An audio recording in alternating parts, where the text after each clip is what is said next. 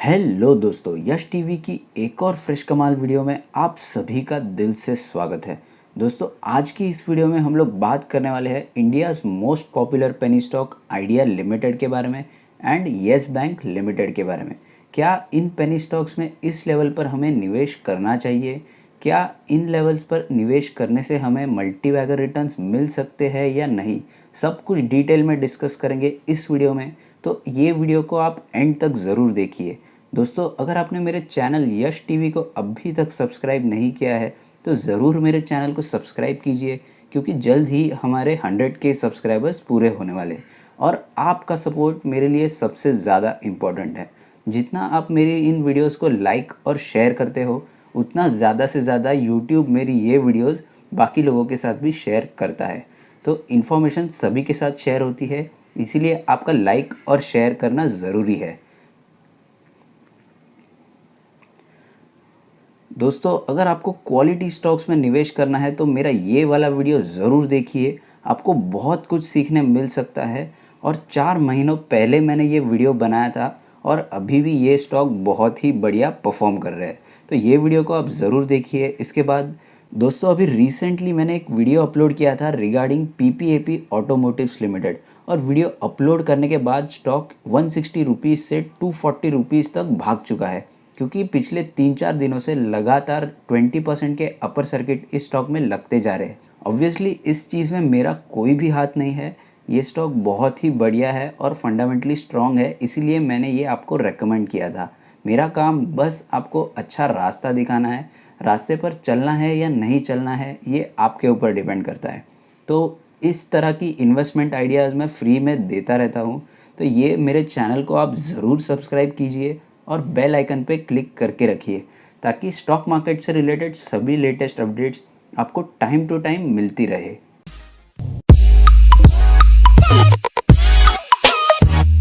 पहले हम बात करते हैं वोडाफोन आइडिया लिमिटेड के बारे में। तो शेयर प्राइस अभी 8.75 पर गिर चुका है।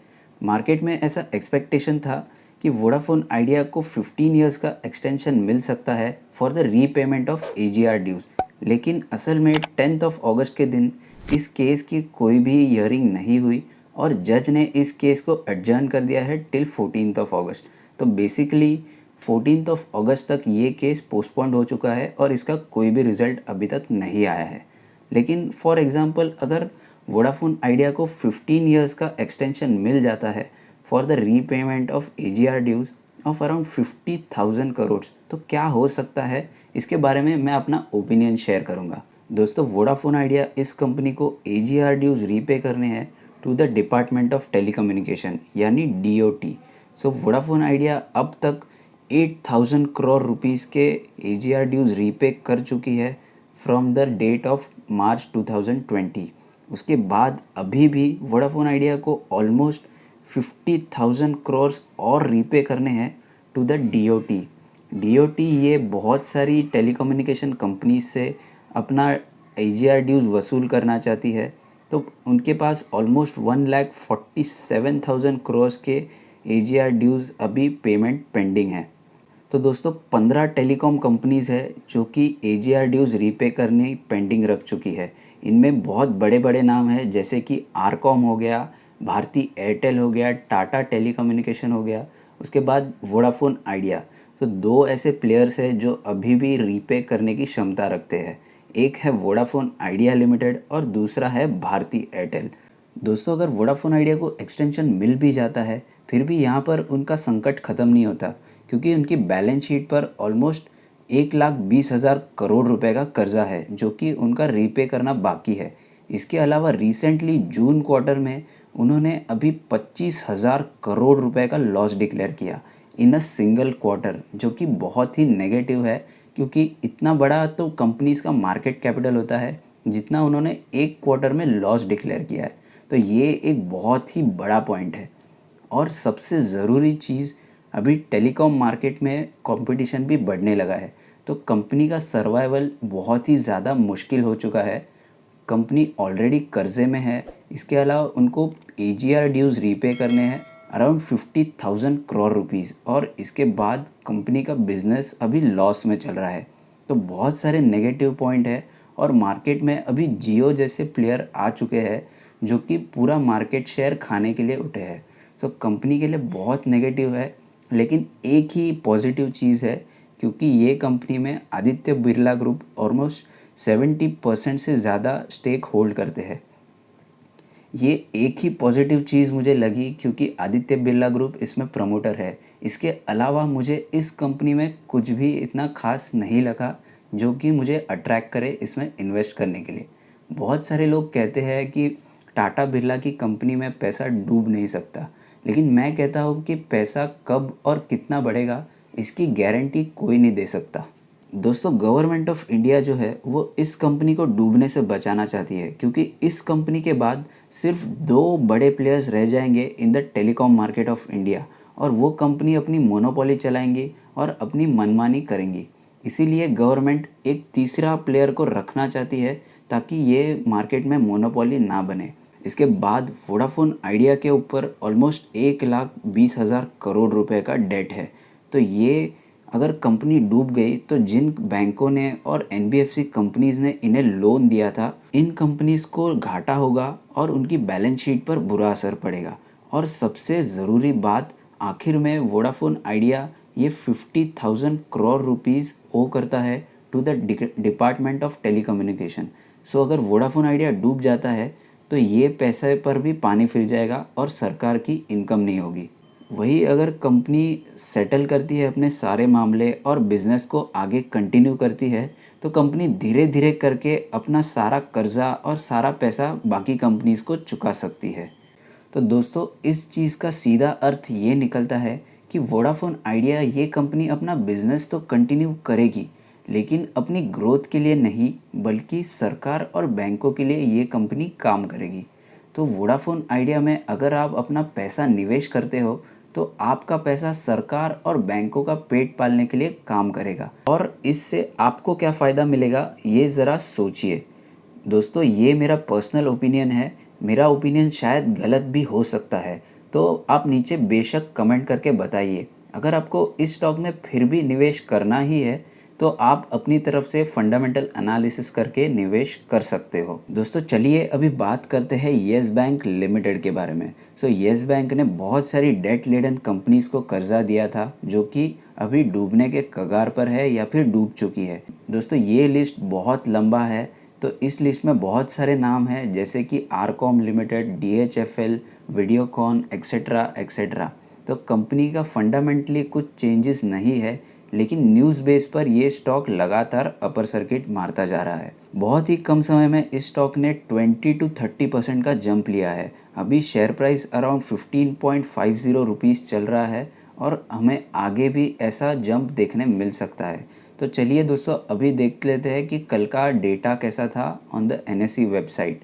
दोस्तों, अभी हम लोग आ चुके हैं एनएसई की ऑफिशियल वेबसाइट पर, और यहाँ पर अगर हम लोग नोटिस करें तो येस बैंक में 11 अगस्त के दिन 33 करोड़ 47 लाख शेयर्स की ट्रेडिंग हुई थी।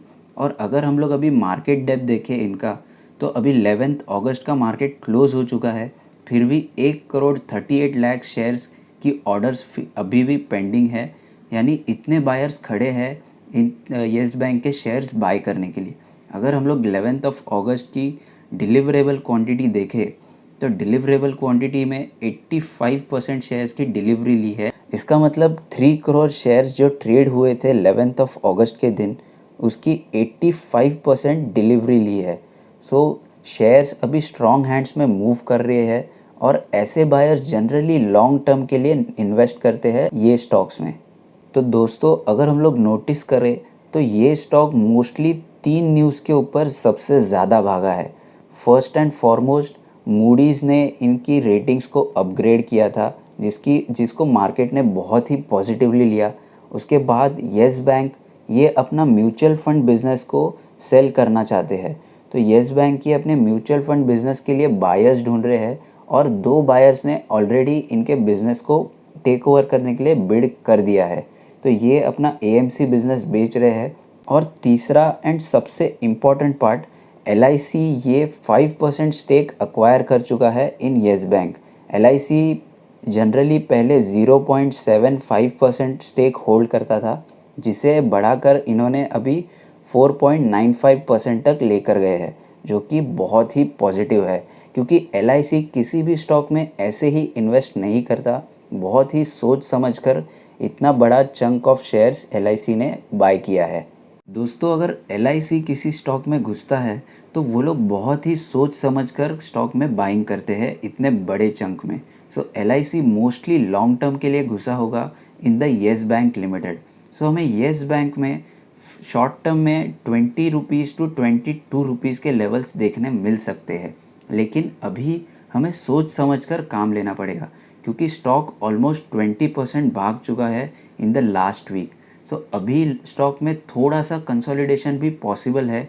अराउंड 12 टू 13 रुपीज़ पर ये स्टॉक अवेलेबल हो सकता है। जो लोग इस स्टॉक को वॉच रख रहे हैं और इस स्टॉक को लेने के बारे में सोच रहे हैं, उन्होंने बहुत ही सोच समझकर निवेश करना चाहिए।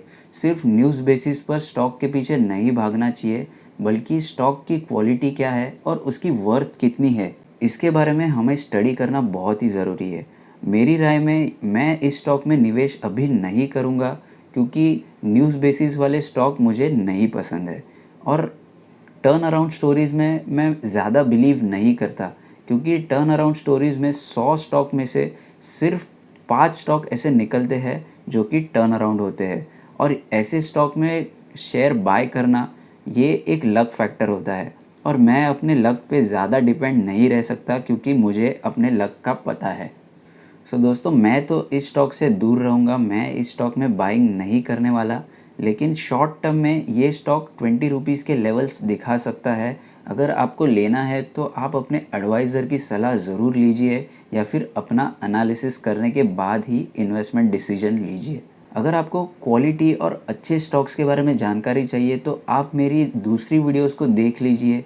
बहुत ही इन्फॉर्मेटिव ऐसी वीडियोस मैं बनाता हूँ जिसमें से आपको बहुत कुछ सीखने मिल सकता है। दोस्तों, अगर आपको ये वीडियो पसंद आया तो इस वीडियो को ज़रूर लाइक कीजिए और इस वीडियो को अपने सभी दोस्तों के साथ भी शेयर ज़रूर कीजिए ताकि स्टॉक मार्केट से रिलेटेड मैं बहुत सारी वीडियोस आपके लिए लेकर आऊँ और आपको इन्फॉर्मेशन देता रहूँ।